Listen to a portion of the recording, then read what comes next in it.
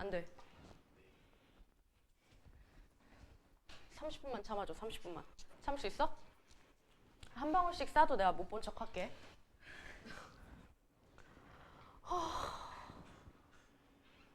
그래서 어디야? 여기 있다. 이 부분을 통해서 이제 또 노인의 마음을 알 수가 있어요. 아들이 아는 것만으로도 그냥 만족을 해. 뭐를? 내가 아들한테 쏟은 그 사랑, 그날의 일, 그걸 기억하는 것만으로도 노인은 오케이야, 오케이. 근데 이제 아내는 계속해서 얘기를 하거든요.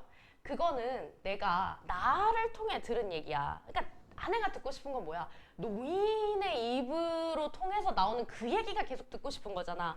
아들은 죽어도 알 수 없을 그 이야기. 어떤 이야기야? 어떤 심정으로 엄마가 아들을 그렇게 했었는지, 그리고 아들이 이제 차를 타고 학교 KC로 돌아가고 난 뒤에 엄마가 어떤 일을 겪었는지, 그 얘기는 엄마한테밖에 못 듣는 거거든요. 그래가지고 이제 막 계속해서 엄마한테 대화를 걸고요. 이 부분, 이런 식으로 말을 한 이유는 남편에 대한 원망. 왜? 엄마를 계속 모른 척 하니까. 엄마를 외면하는 내 남편에 대한 원망이고요. 이제 계속해서 엄마의 심정을 물어보고. 너 언제 나갔냐? 어? 그래? 너도 화장실 안 돼. 너 급하면 한 방울씩 싸. 안 돼.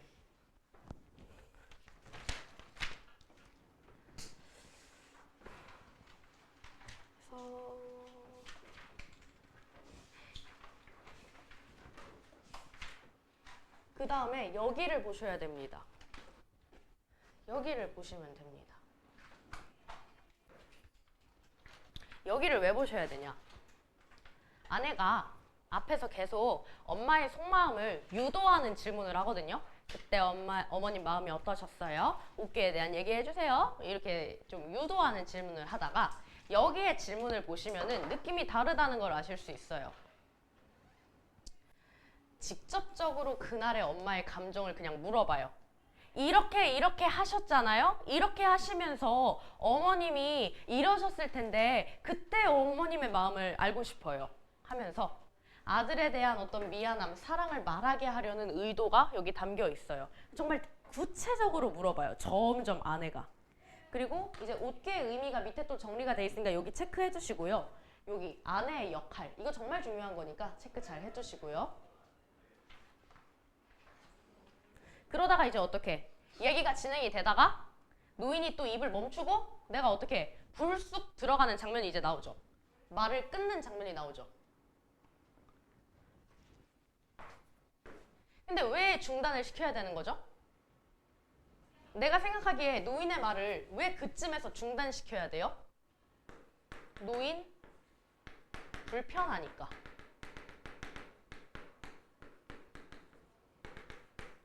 노인이 그때 얘기를 하는 게 불편할 거라고 생각해서요. 그래서 내가 노인의 말을 막아요. 어떻게 해요? 모습을 드러내버리는 거죠.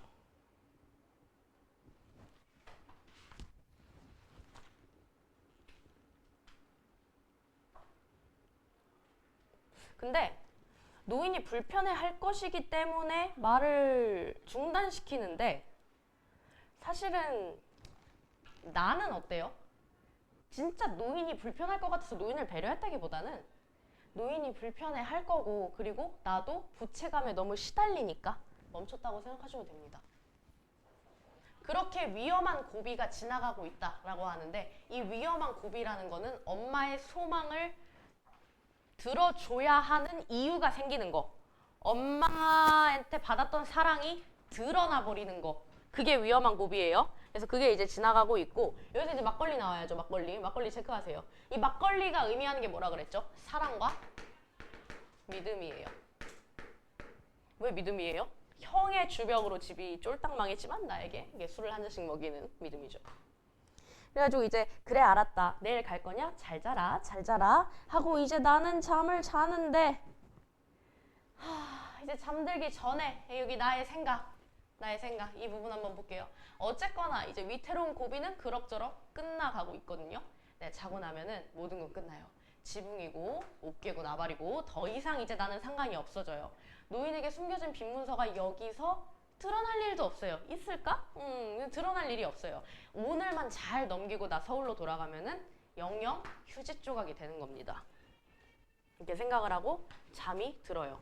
잠드는 순간까지 나는 무슨 생각만 해요? 빚이 없다. 나 엄마한테 갚을 게 없다. 잠드는 순간까지 그 생각만 해요. 그러다가 어떻게 해요? 깨야죠. 깨죠. 깨요. 깨가지고 뭐예요? 엄마 얘기 들어요. 이제 진짜 얼마 안 남았다. 깨가지고 그날 새벽에 서글픈 동행, 그거를 이제 엄마가 아내한테 들려주고 있거든요. 나는 이제 그날 있었던 일을 새벽에 서글픈 동행이다, 이렇게 기억을 하고 있는데, 그 기억이 어땠으면 좋겠어요? 기억의 저편으로, 세상의 저편으로 사라져버렸으면 좋겠어요. 이렇게 생각을 하고 있어요. 근데 뭐 그렇게 얘기가 쭉쭉쭉쭉 이어지다가 여기 어떻게 갔고 가다가 여기서 우리라는 말이 나오죠. 그래서 여기서 이제 우리라는 말이 나옴으로써 둘의 심리적 거리 가까워졌다. 나가 느끼는 노인과의 심리적 거리.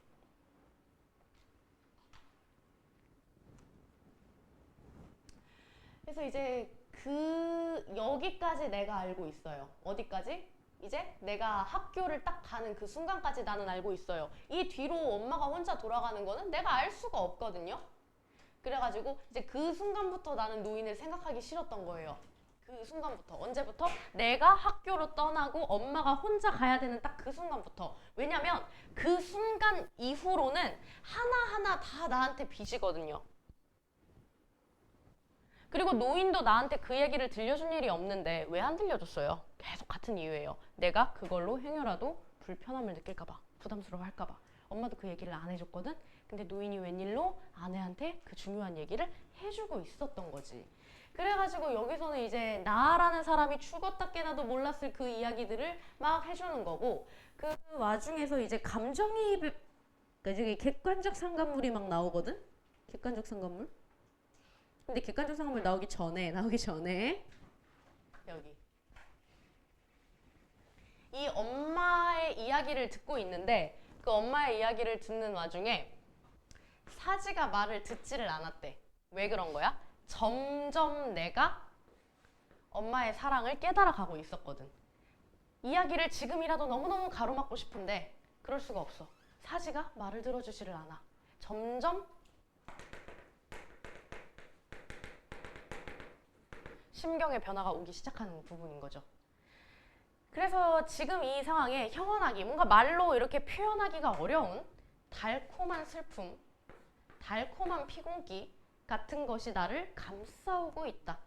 이제 엄마의 사랑을 표현한 말이에요. 엄마의 그 사랑이 나한테 달콤한 슬픔처럼, 달콤한 피곤기처럼 느껴오고 있었대요. 역설이라는 거는 이제 표현상으로는 말이 안 되지만 그 안에 진리가 있는 걸 우리가 역설적인 표현이라고 하잖아요. 해석을 시켜드리자면은 사랑이니까 달콤해요. 엄마가 나한테 뭔가를 해주는 거니까 너무 달콤해요. 근데 그것은 우리 집안의 몰락으로 인해 맞닥뜨린 일들이기 때문에 마음이 슬퍼요. 그죠? 그리고 엄마의 이야기를 듣는 거 너무 달콤하고 이건 다 사랑인데 너무 피곤하고 힘들죠. 그러니까 너무 좋지만 힘듦이 공존한다라고 이해를 하시면 돼요. 이 사랑이라는 게 너무 좋은데 힘듦이 항상 같이 따라오는 거지. 마음이 아픈 거잖아요, 이게. 그래서 역설적으로 엄마의 사랑이 나한테 어떻게 느껴지고 있는지, 그리고 깨달아가는 나의 심리를 또 이렇게 표현을 했다라고 보시면 됩니다. 그리고 이제 객상 나와야 되는데.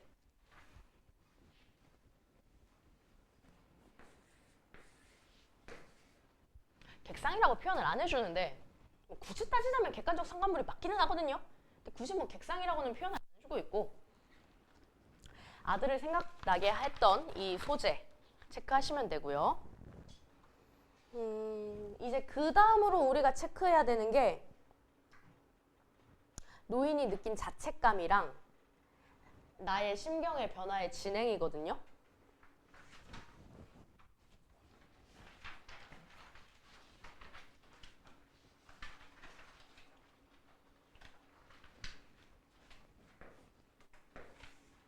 지금이라도 가로막고 싶어요. 지금이라도 가로막고 싶어요. 왜 가로막고 싶어요? 죄책감, 부끄러움. 아까 전에 노인의 말을 가로막고 싶었는데 몸이 움직이지 않았어요. 왜요? 엄마의 사랑을 내가 점점 이렇게 깨달아가고 있었거든요. 근데 지금이라도 가로막고 싶어요. 왜요? 이제는 진짜 부끄럽거든요. 이게 드러나면 드러날수록 내가 너무 못나지거든요. 그래서 가로막고 싶어 합니다. 가로막고 싶은데 뭐 그럴 수도 없었고 그럴 수도 없었고요. 나중에는 어떻게 돼요? 눈을 뜨지를 못하게 돼요. 나중에는 눈을 뜨지를 못하게 돼요. 왜요? 눈물을 흘릴까봐. 눈물을 흘릴까봐. 이게 눈물이잖아요. 이게 눈물이거든요. 그래서 이 눈물을 부끄러움과 반성의 눈물이라고 이해를 하시면 되고 그냥 우는 모습이 보일까봐 일어나지 못합니다. 이렇게 쭉쭉쭉쭉 진행이 되다가 아침 햇살. 이 아침 햇살이 또 중요한데요. 날을 보내고 다시 마을로 돌아가는 와중에 날이 밝아가지고 햇살이 쫙 비치죠. 보니까 햇살이 비치고 마을이 밝아지고 그 마을에서 여기저기 뭐 밥 짓는 냄새도 나고 사람들 막 깨어나서 일하는 소리도 들리고 막 그래요. 그때 엄마가 느꼈을 감정은 어떨까요? 부끄럽겠죠. 왜 부끄러워? 창피한 일이 아닌데 부끄러워. 내가 부모로서 아들한테 이거 해주고 싶거든. 방학이잖아, 심지어. 이거 내가 진짜 해주고 싶은데 그럴 수가 없는 이 상황이 참 한탄스럽고 아들한테 미안하고 부끄럽죠. 근데 아침 햇살이라는 거는 뭐든 밝게 비추는 속성이 있어요. 이 아침 햇살의 밝은 속성이라는 게 또 있잖아요. 그러니까 지금 너무너무 부끄러운 이 노인이랑 부딪히죠. 나의 이 부끄러운 마음마저 햇살이 다 비춰버릴 것만 같은 마음에 시달리는 거예요. 그래서 어떻게 해요? 마을로 가지 않고 잠깐 뭐 앉아서 기다려요. 그러고 끝나요. 여기 이제 어머니와 상황과 대비된다고 쓸게요.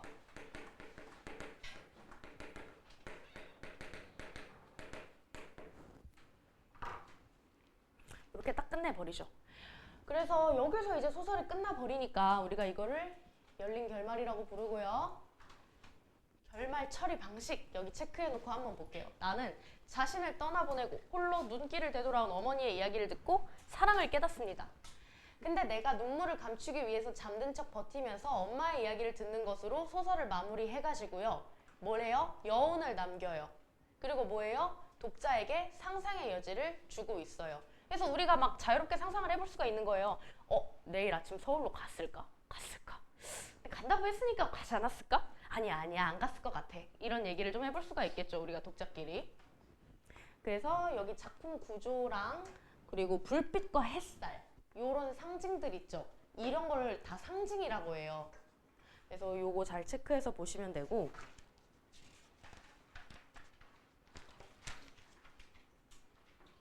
학습활동 가시면은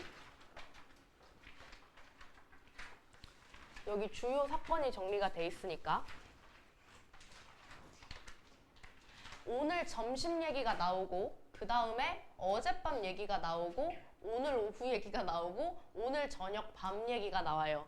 그래서 실제로 이야기가 어느 순서로 일어났는지 한 번은 정리해 보시기를 꼭 추천을 드려요. 뭐부터 시작해야 돼요? 어젯밤부터 시작이 돼야 되는 거잖아요. 진짜 그 시간의 흐름대로 꼭 생각을 해보시고,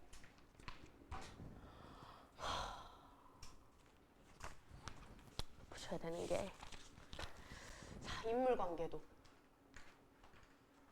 인물관계 체크하세요. 인물관계. 이 옷개를 둘러싼 인물의 생각들. 아내가 가운데 껴있죠. 그리고 눈길. 요거는 같이 봅시다. 이거 중요해요. 정말 중요해요. 작품의 결말 부분에서 어머니랑 아들의 기억 속에 교차되면서 회상되고 있는 이 눈길. 나의 이별이 극적으로 묘사되어 있는 공간이에요. 작품에서 눈길은 2번 등장하는데 어머니랑 나랑 차를 타러 가기 위해 해치고, 그리고 내가 가고 나서 엄마가 혼자 가는 눈길이 있어요. 갔으면은 다시 되돌아와야 되잖아요. 이렇게 눈길이 2번 등장하거든요. 나한테 눈길은 앞으로의 고난의 삶, 그리고 기억하고 싶지 않은 기억이에요. 반면에 엄마한테는 어때요? 이 눈길을 아들과 함께 걸어갔던 사랑이죠. 그리고 다시 돌아오면서 계속해서 뭐 아들을 떠올리잖아요. 산비둘기만 봐도, 나무만 봐도, 뭐만 봐도, 발자국만 막 봐도 아들에 대한 사랑을 보여주는 소재고, 그리고 엄마가 겪어야 할 참는 삶, 혼자서 겪어야 할 시련. 그래서 다시 돌아갈 때는 어떻게 해요? 혼자 돌아가죠. 엄마는 이 눈길을 2번 간단 말이야. 그래서 혼자 겪어야 할 시련도 되는 거예요. 요거는 반드시 기억하고 있어야 됩니다.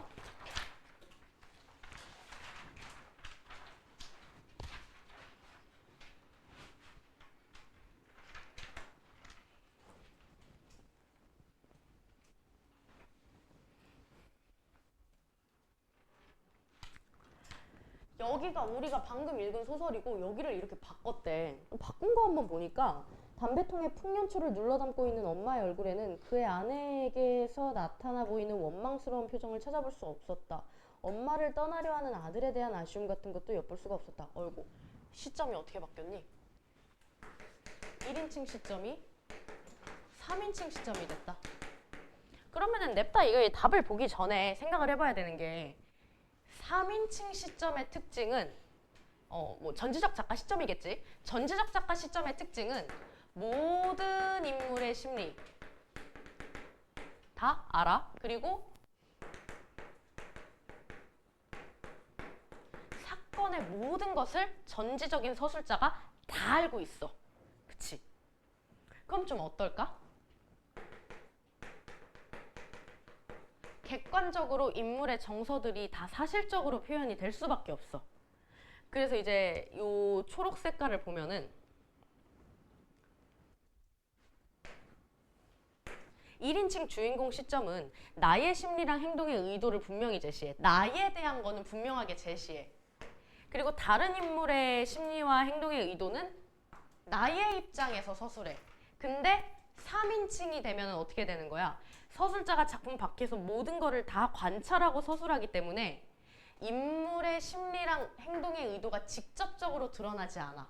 그래서 독자의 서술 내용을 통해 독자가 서술 내용을 통해 인물의 심리를 추측해야 된다. 이렇게 얘기를 하지. 그러니까 무슨 말이냐면 1인칭은 주관적이라고 했잖아. 주관적이라는 거는 자기의 감정을 잘 말해준다는 얘기야. 그래서 엄마의 어떤 감정도 얘 입을 통해서 뭔가 나름 자기 방식대로 말을 해줘. 독자가 좀 이해하기가 편할 거 아니야. 근데 얘는 어때? 관찰을 해서 우리한테 들려주는 거야. 그러니까 의도 같은 건 어떻게? 우리가 파악해야지. 의도는 우리가 파악해야지. 다음, 창작 배경. 오늘 여기까지 할게요. 자, 눈길은 이청준의 경험을 바탕으로 쓴 글이래. 작가는 실제로 형 때문에 집이 망했고 엄마랑 서먹한 관계를 유지했대. 나는 눈길을 이렇게 썼다 해서 작가가 이렇게 얘기했대. 눈길은 나 혼자 쓴 소설이 아니라 엄마랑 아내랑 셋이서 같이 썼대. 오랜 세월 가려져온 어쩌고 저쩌고 하면서 이 무고한 아픔의 실체를 드러낸 아내가 아니었으면 이 소설은 쓰이지 않았을 거다. 뭐 이런 얘기를 해. 자, 이런 얘기를 해. 자, 이거를 통해서 이런 얘기를 봤어. 우리가 읽었어. 그러고 나서 이거에 대해서 우리가 같이 다루게 되면은 무슨 맥락으로 작품을 보게 되는 거야? 무슨 맥락으로 보게 되는 거야? 작가. 그렇지. 작가 맥락이야. 그래서 이 작가 맥락에 따라서 뭐 얘기를 해보는 활동을 하자라는 거고, 이렇게 자기 얘기를 소설로 쓰는 거를 자전적 소설이라고 불러요. 스스로 자자를 쓰겠죠. 그래서 일단 여기까지 하고 다음 시간에 문법부터. 그리고 여러분들 말씀드려야 될 거 있는